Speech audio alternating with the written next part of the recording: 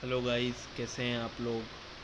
तो आज हम पढ़ने वाले हैं एक ऐसे टॉपिक के बारे में जो प्रेजेंटली इंडिया का सबसे हॉटली डिबेटेड और सबसे ज़्यादा चर्चित मुद्दा है। और ये मुद्दा है कांग्रेस के पूर्व अध्यक्ष, the former president of Congress and the former MP from Wayanad, Rahul Gandhi के डिस्क्वालिफिकेशन का। जी हाँ, राहुल गांधी की जो संसद सदस्यता है लोकसभा की, वो उनसे छीन ली गई है, वो समाप्त कर दी गई है। और इसी को आज हम समझने वाले हैं कि किन बेसिस पे राहुल गांधी का डिस्क्वालिफिकेशन हुआ है। क्या राहुल गांधी को जिस तरीके से डिस्क्वालीफाइड किया गया है वो सही है। इतने बड़े नेता की सदस्यता चला जाना कोई छोटी मोटी बात तो है नहीं। तो हम इस टॉपिक को आज अच्छे से समझेंगे। चलिए शुरू करते हैं। तो क्या हमें पढ़ना है यहाँ पर? हमें यहाँ पर जो देखना वो ये है कि जो राहुल गांधी है तो उनको लोकसभा सदस्य के रूप में अब नहीं माना जाएगा। उनका डिस्क्वालिफिकेशन कर दिया गया है as a member of Lok Sabha. और राहुल गांधी का ये जो डिस्क्वालिफिकेशन है ये कब आया है? जब उनको एक डिफेमेशन केस में जो सूरत की कोर्ट है उन्होंने 2 साल की सज़ा सुनाई है। और इसी सज़ा की वजह से राहुल गांधी के ऊपर जो डिस्क्वालिफिकेशन एज एन एमपी की प्रोसेस है उसे शुरू किया गया है। क्या कानून एग्जैक्टली कहता है और क्या ऑप्शन है राहुल गांधी के पास?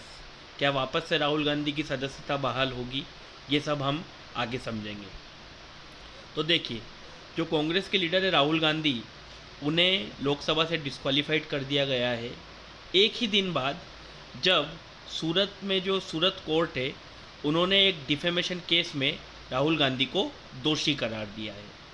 एक नोटिस इशू किया गया है लोकसभा के सेक्रेटरीट के द्वारा, जिसमें यह कहा गया है कि मार्च 23 से राहुल गांधी जो है वो लोकसभा के सदस्य नहीं होंगे, उनकी सदस्यता रद्द की जाती है। और ये जो मार्च 23 है ये वही दिन है जब सूरत कोर्ट ने राहुल गांधी को दोषी करार दिया है।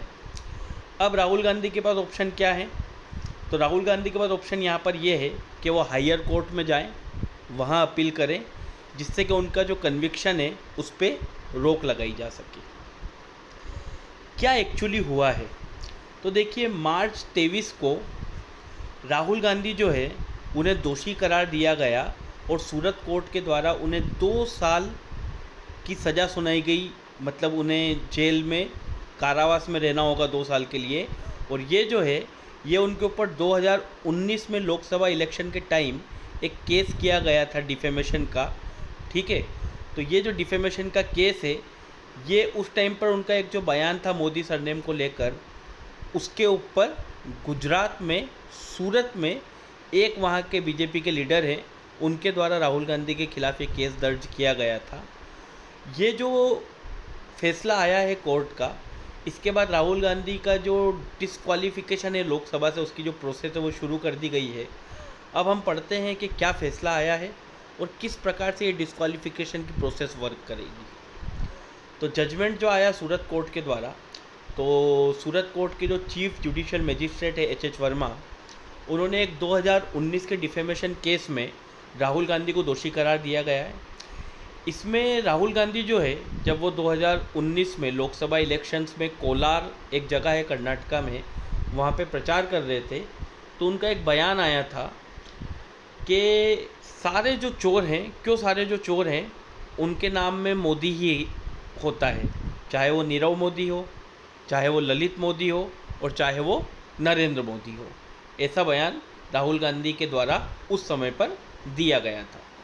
तो जो सेक्शन 500 है इंडियन पिनल कोड का, उसके अंदर डिफेमेशन जो है इसके लिए एक सिंपल इम्प्रिजनमेंट, एक कानूनी जो सज़ा है उसके अंदर कारावास की, वो है।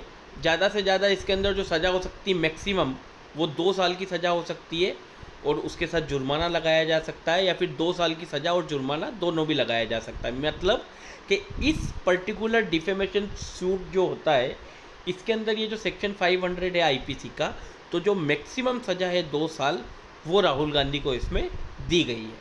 ठीक है, तो जो कोर्ट है उन्होंने राहुल गांधी को सज़ा तो सुनाई, पर उसी टाइम राहुल गांधी की बेल भी अप्रूव कर दी गई 15,000 रुपीज़ की श्योरिटी के ऊपर, और उनका जो सेंटेंस है उस पर सस्पेंड भी कर दिया गया 30 डेज़ के लिए, क्योंकि ये जो विंडो रहती है 30 डेज़ की, ताकि वो उनके खिलाफ जो फैसला आया है, जो कोर्ट के द्वारा उनके खिलाफ फैसला सुनाया गया है, उसके खिलाफ हायर कोर्ट में अपील कर सके। अब देखिए, मार्च 23 को ही फैसला आया, और मार्च 23 को ही इतना क्विकली लोकसभा सेक्रेटरीट के द्वारा उनकी सदस्यता भी रद्द कर दी गई, जबकि नियम क्या कहता है कि राहुल गांधी के पास ये मौका है कि राहुल गांधी अपनी जो सज़ा है उसके खिलाफ हायर कोर्ट में अपील करें, हाई कोर्ट में अपील करें, और वहाँ से वो उस फैसले पे चाहे तो वापस भी हो सकता है वो फैसला, या वो बरी भी हो सकते हैं। बट इतनी क्विकली रिस्पॉन्ड करना ये दिखाता है कि कहीं ना कहीं ये जो फैसला है ये एक राजनीतिक रंग से ढका हुआ है। ठीक है, चलिए, क्या रीज़न्स हैं राहुल गांधी के डिस्क्वालिफिकेशन के पीछे? तो पहला जो रीज़न है वो ये है कि आर्टिकल 102(1) एंड आर्टिकल 191(1) ये वो आर्टिकल हैं जो डील करते हैं disqualification of a member of parliament and a member of legislative assembly. मतलब जो आर्टिकल 102 फर्स्ट है वो मेंबर ऑफ पार्लियामेंट के डिस्क्वालिफिकेशन से जुड़ा हुआ है हमारे कॉन्स्टिट्यूशन में, और जो आर्टिकल 191(1) है वो लेजिस्लेटिव असेंबली जो एमएलए होते हैं उनके डिस्क्वालिफिकेशन से जुड़ा हुआ है। यहाँ पे जिस परिप्रेक्ष्य में, ठीक है, उनकी सदस्यता रद्द की जाती है वो क्या है कि वो कोई ऑफिस ऑफ प्रॉफिट, मतलब उनके पास कोई ऐसी पोस्ट हो जहाँ से उन्हें कुछ नाजायज़ फ़ायदा हो रहा हो, तो office of profit. Being of unsound mind, मतलब जो व्यक्ति है उसकी मानसिक स्थिति अच्छी ना हो। इंसॉल्वेंट, वो बैंकरप्ट हो चुके हो, उनके पास कोई पैसा ना हो। और नॉट हैविंग वैलिड सिटीजनशिप, या फिर जो व्यक्ति है उसके पास जो मतलब हमारे देश की नागरिकता है वो मान्य ना हो। जो सेकंड प्रिस्क्रिप्शन है डिस्क्वालिफिकेशन का वो हमारे कॉन्स्टिट्यूशन के 10th शेड्यूल में है, जिसके अंतर्गत जो डिस्क्वालिफिकेशन होता है वो होता है ग्राउंड्स ऑफ डिफेक्शन। मतलब कोई व्यक्ति अगर चुनाव जीतने के बाद दल बदल कर लेता है या अदला बदली कर देता है दल की, तो उस ग्राउंड पर उस व्यक्ति की जो सदस्यता है वो रद्द कर दी जाती है। तो ऐसा तो हमारे देश में पिछले कुछ समय में बहुत बार हुआ है। तो आप समझ ही सकते हैं कि क्यों, जब व्यक्ति एक दल से दूसरे दल में चला जाता है, सरकारें गिर जाती हैं, फिर चुनाव करवाए जाते हैं। तो ये वाला जो शेड्यूल है 10th शेड्यूल, ये जो डिफेक्शन के बेसिस पर, दल बदल के बेसिस पर जो डिस्क्वालिफिकेशन होता है उससे डील करता है।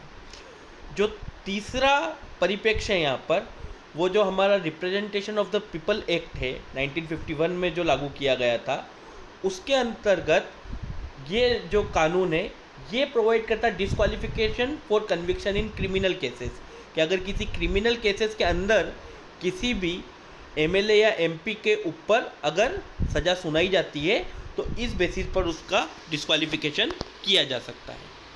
अब जो आरपीए है, जो representation of the people act 1951 में क्या कहता है, तो आरपीए का जो सेक्शन 9 है वो डील करता है disqualification for dismissal for corruption और डिसलॉयल्टी। अगर किसी भी एमएलए या एमपी के द्वारा करप्शन किया जाता है या धोखाधड़ी की जाती है, and for entering into government contracts while being a law maker. तो जब तक आप एक लॉ मेकर हैं या आप एक एमएलए हैं या आप एक एमपी हैं, तब तक आप किसी भी गवर्नमेंट कॉन्ट्रैक्ट में एंटर नहीं कर सकते हैं। मतलब आप किसी भी सरकारी ठेके को आप उसका अधिग्रहण नहीं कर सकते हैं, या किसी एक सरकारी काम को आप अपने अंडर में नहीं ले सकते हैं। जो सेक्शन 10 है वो किससे डील करता है?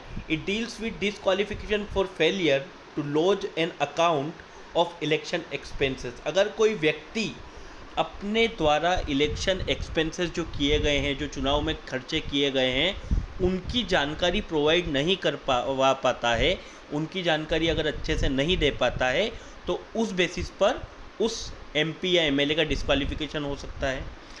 Section 11 deals with disqualification for corrupt practices. अगर कोई व्यक्ति गलत तरीक़ों का उपयोग करता है चुनाव में, तो उस बेसिस पर भी उसका डिस्क्वालिफिकेशन हो सकता है। Section 8 of the RPA deals with disqualification for conviction of offences. और जो सेक्शन 8 है वो क्या करता है, डील करता है disqualification for conviction of offences. अगर किसी चीज़ के लिए, किसी पर्टिकुलर ऑफेंस के लिए किसी को सज़ा सुनाई जाती है तो इस सेक्शन 8 के अंतर्गत उस एमएलए या एमपी का डिसक्वालिफिकेशन होता है। तो ये जो प्रोविज़न है ये क्यों बनाए गए हैं, ताकि जो क्रिमिनलाइजेशन होता है पॉलिटिक्स का, मतलब जैसे जो बड़े बड़े बाहुबली या जो गुंडे या जो आप कह सकते हैं शक्तिशाली लोग हैं जिनके पास पावर है, ताकत है, वो लोग पॉलिटिक्स को ख़राब ना करें, पॉलिटिक्स में इंटर ना करें, इसलिए ये सब कानून बनाए गए हैं। And keeping tainted law makers from contesting elections, और ऐसे लोगों को राजनीति में आने से रोका जाए जिनकी छवि अच्छी नहीं है। क्योंकि हमारे देश का ये दुर्भाग्य रहा है कि जो लोग इन्हीं सब बैकग्राउंड से आते हैं, जिनके पास गुंडागर्दी में जो लोग इंक्लूडेड होते हैं या फिर जिन लोगों के पास पैसा होता है, चाहे वो किसी भी तरीके से कमाया गया हो, तो वो इसी पैसा और पावर का यूज़ करके पॉलिटिक्स में आ जाते हैं। और उसके बाद जैसा कि कहते हैं कि हमारे देश के में एक गंगा है जो लोगों के पाप धोती है, और जो दूसरी गंगा है वो है राजनीति, जो लोगों को और ज़्यादा बेदाग कर देती है। देखिए, जो डिस्क्वालिफिकेशन होता है सर्टेन ऑफेंसेस के अंदर, वो आरपीए के सेक्शन 8(1) में लिस्टेड है। It includes specific offences. इसके अंदर जो है कुछ particular type of offences include है, जैसे कि promoting enmity between two groups, किन्हीं भी दो धड़ों के बीच में, दो धर्मों के बीच में, टू ग्रुप्स ऑफ पीपल के बीच में द्वेष की भावना या उनके बीच में कोई गलत भावना पैदा करना, ब्राइबरी, किसी को ब्राइब करना, या फिर अनड्यू इन्फ्लुएंस और पर्सनेशन एट एन इलेक्शन, चुनाव के दौरान अपना प्रभाव का उपयोग करना लोगों को डराने के लिए, धमकाने के लिए या अपनी तरफ वोट डलवाने के लिए। जो सीनियर समाजवादी पार्टी के लीडर हैं आजम खान, उन्हें भी अपनी उत्तर प्रदेश असेंबली की मेंबरशिप अक्टूबर 2000 में खोनी पड़ी थी, जब वो एक हेट स्पीच केस में दोषी करार दिए गए थे। डिफेमेशन, जो राहुल गांधी है उन्हें डिफेमेशन मतलब किसी व्यक्ति की छवि खराब करने के लिए दिया गया बयान। तो ये जो डिफेमेशन है ये इस लिस्ट के अंदर नहीं आता है। जो सेक्शन 8(2) है आरपीए का, उसके अंदर भी कुछ ऑफेंसेस हैं, जैसे कि होर्डिंग और प्रॉफिटियरिंग, मतलब किसी चीज़ की कालाबाजारी करना या किसी चीज़ का स्टॉक इकट्ठा करना, होर्डिंग करना, उसे इकट्ठा करना ताकि उसके भाव बढ़ाए जा सकें और फिर उससे फ़ायदा कमाना। एडल्ट्रेशन ऑफ फूड्स और ड्रग्स, ठीक है, खाने वगैरह में कुछ मिलावट करना ये, और या फिर इसके अंदर जो कन्विक्शन होता है वो होता है ज़्यादा से ज़्यादा कम से कम 6 मंथ का, ठीक है। कोई भी अगर इसके अंदर प्रोविजंस के अंदर आता है तो 6 महीने के लिए कम से कम सज़ा होती है उसको, व्यक्ति को। और जो सेक्शन 8(3) है उसके अंदर क्या है, a person convicted of any offence and sentence to imprison for not less than 2 years shall be disqualified from the date of such conviction and shall continue to be disqualified for the further period of 6 years since his release। तो section 8(3) ये important है, क्योंकि राहुल गांधी की सदस्यता अभी छीनी गई है, तो 2 साल तो बाद जो लोकसभा का चुनाव है वो तो वो लड़ ही नहीं पाएंगे।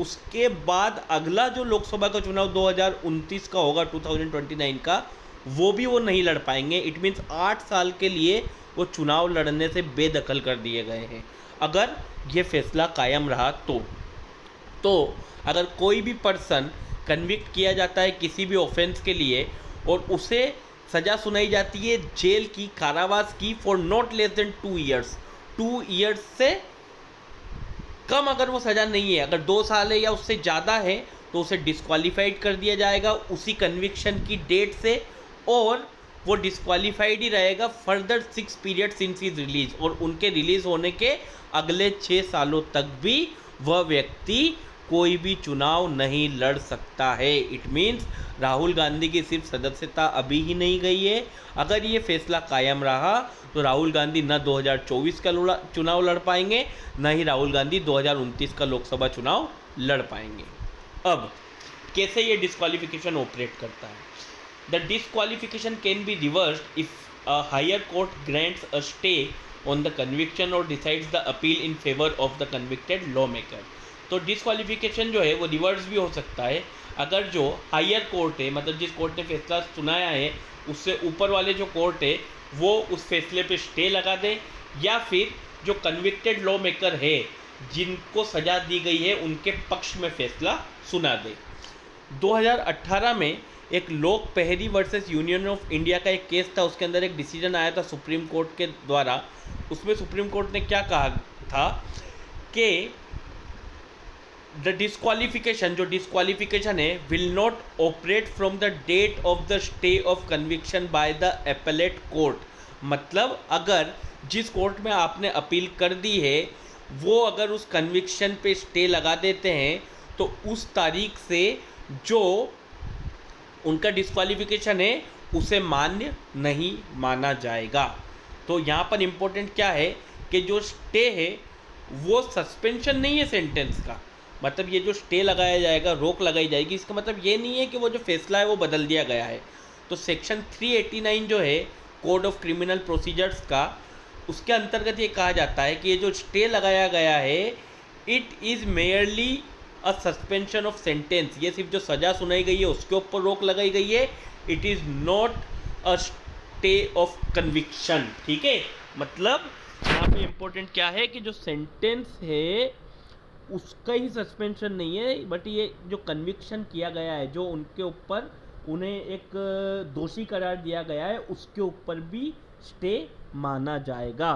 तो under section 389 of the code of criminal procedure अगर कोई अपेलेट कोर्ट क्या करता है, it can suspend the sentence of a convict while the appeal is pending. तो ये क्या कर सकता है, किसी भी सेंटेंस को सस्पेंड कर सकता है जब उनकी अपील पेंडिंग हो। और इसे उसी तरीके से माना जाएगा कि अगर किसी व्यक्ति को कोर्ट के द्वारा सज़ा दे दी जाए तो उस व्यक्ति को बेल पे छोड़ दिया जाता है। मतलब कि उस व्यक्ति की सज़ा ख़त्म नहीं हुई है पर वह व्यक्ति बाहर आ सकता है बेल पर। तो उसी तरीके से ये जो सेक्शन 389 है, इसका मतलब क्या है कि उनके ऊपर जो उनकी सज़ा है उसे ख़त्म नहीं माना जाएगा, बट वो जो फैसला है उस पर स्टे लगा दिया जाएगा। अब इसका मतलब ये है कि राहुल गांधी जो है पहले उनको सूरत के सेशन कोर्ट में अपील करनी होगी और उसके बाद वहाँ से वो गुजरात हाई कोर्ट में इस फैसले के खिलाफ अपील कर सकते हैं। अब आरपीए के अंदर एक सेक्शन 84 आता है, उसके अंदर ये क्या कहा गया है कि जो डिस्क्वालिफिकेशन है it will take effect only, कि ये जो डिस्क्वालिफिकेशन है राहुल गांधी का एज अ लोकसभा एमपी, ये कब लागू होगा, after 3 months have elapsed from the date of conviction. जिस तारीख को उन्हें दोषी करार दिया गया है उसके बाद अगर जो 3 महीने हैं वो इलेप्स हो जाते हैं, ये 3 महीनों का समय ख़त्म हो जाता है और उस बीच अगर राहुल गांधी के द्वारा अपील की जाती है और उस अपील को मान्य नहीं किया जाता है तो 3 महीने बाद जो ये डिस्क्वालिफिकेशन है इसे लागू माना जाएगा। इस पीरियड के बीच में जो राहुल गांधी है वो अपनी अपील जो है वो फाइल कर सकते हैं इस फैसले के खिलाफ हाई कोर्ट के सामने। 2013 में तो यहाँ आपने एक पढ़ा कि सेक्शन 84 क्या कहता है, सेक्शन 84 कहता है कि 30 दिन की एक विंडो दे रहा है। बट 2013 में एक काफ़ी बड़ा फैसला आया था, lily Thomas versus union of India जब एक केस था उसमें सुप्रीम कोर्ट ने क्या किया था, ये सेक्शन 84 जो था आरपीए का, representation of the people act 1951 का, सुप्रीम कोर्ट ने इसे अनकॉन्स्टिट्यूशनल मान दिया था। मतलब क्यों, राहुल गांधी को उसी दिन से लोकसभा की सदस्यता उनकी छीन ली गई क्योंकि ये जो 30 दिन की विंडो थी, ये 30 दिन की जो गैप थी, ये 2013 की एक जो लैंडमार्क रूलिंग थी lily Thomas versus union of India में, उसमें सुप्रीम कोर्ट ने ये जो सेक्शन 84 था आरपीए का, इसे अनकॉन्स्टिट्यूशनल, असंवैधानिक करार दे दिया था। So this is all about the disqualification of Rahul Gandhi as a member of parliament. तो आई होप कि आप लोगों को ये वीडियो अच्छा लगेगा। अगर आपको वीडियो अच्छा लगता है तो प्लीज़ हमारे चैनल को शेयर कीजिए, सब्सक्राइब कीजिए और वीडियो को लाइक कीजिए। Thank you so much.